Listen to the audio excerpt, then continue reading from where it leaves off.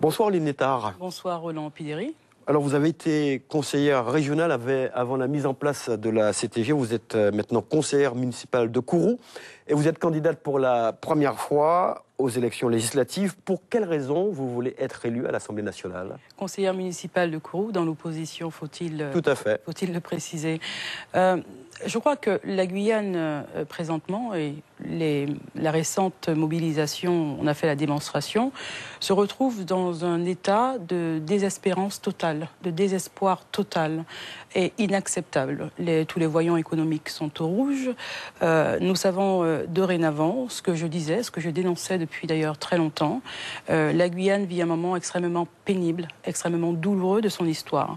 Je veux être députée de la Guyane parce qu'il m'est tout simplement insupportable sur mon propre territoire, aussi riche en potentialité. On parle de richesse endogène, de richesse minière, halieutique. On parle aussi de richesse au niveau de ces populations, d'en être encore à quémander, à demander, à réclamer des miettes, et à être obligé de descendre dans la rue, alors que justement la contradiction est que je suis sur un territoire d'une richesse exceptionnelle. Et puis, Monsieur Pideri, il m'est tout simplement aussi insupportable de savoir qu'il y a 50% de jeunes qui sortent du système éducatif, ici en Guyane, sans être qualifiés. Il m'est insupportable de savoir qu'il y a 26 000 chômeurs en Guyane. Il m'est insupportable de savoir qu'il y a des femmes monoparentales, en famille monoparentale, en très grande difficulté, qui subissent encore comment dirais-je,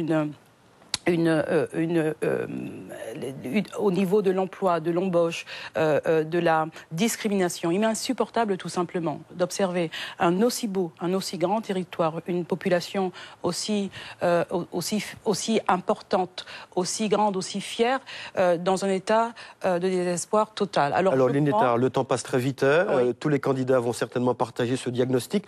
On vous connaît dans le rôle de l'opposante qui dénonce régulièrement la situation de la Guyane, accusant d'ailleurs ceux qui sont au pouvoir en Guyane d'en être les premiers responsables. Si vous êtes élu député, qu'entendez-vous proposer pour que les choses changent? Il faut bien quand même pointer les irresponsabilités, il faut bien pointer les élus qui en ce moment sont, comme moi j'aime à le dire, en irresponsabilité. Autrement, bon, voilà, il n'y aurait pas eu 40 à 50 000 personnes dans les rues à réclamer que l'État de la Guyane change. Et vous avez raison, allons droit au but. Le problème, l'un des problèmes fondamentaux de la Guyane réside dans le fait que nous, Guyanais, nous ne sommes pas en maîtrise de nos ressources, de notre sol, de notre sous-sol. Nous sommes dans une situation économique lamentable et nous avons besoin de ressources supplémentaires, de ressources financières supplémentaires, en sachant que nous sommes dans un cadre européen, national, qui est extrêmement contraint à ce niveau. Je rappelle à toutes fins utiles à la population guyanaise que... il faut déverrouiller le cadre. Il faut déverrouiller le cadre. Et je rappelle à la population guyanaise que la France, par le pacte de stabilité, comme tous les pays qui font partie de l'Europe, est tenue de faire en sorte qu'il y ait des réductions budgétaires pour justement réduire le déficit budgétaire. Ça veut dire que la Guyane subit aussi de plein fouet les réductions de cette dotation globale. Donc il faut trouver de nouvelles ressources. Ces nouvelles ressources, eh bien, c'est sur notre territoire à partir de nos ressources, de nos richesses endogènes. Et notamment au niveau du foncier. Le foncier qui est d'une importance capitale et qui est réclamé dans tous les plans. Ce n'est pas... C'est pas suffisant, ce n'est pas une revendication. Les 400 000 hectares... Non, attendez, ce n'est pas une revendication d'abord qui date d'aujourd'hui, c'est une revendication de longue date. Là aussi, on peut se demander ce que les élus qui sont en responsabilité n'ont pas fait pour que, éventuellement, à un moment donné, on puisse obtenir 200 000 hectares de foncier ou 400 000 hectares de foncier. Alors, vous êtes en train de me demander si ce n'est pas suffisant. Moi, je dis attention, prudence, prudence. Il y a des déclarations d'intention, et puis ces 200 000 hectares, y compris les 2 milliards 100 d'euros, les 2 milliards 100, il faudra aller les chercher. Il ne convient pas juste de les avoir en déclaration d'intention, il faut les obtenir. Avez-vous le soutien actif de Mme Taubira sur le terrain pendant vos meetings?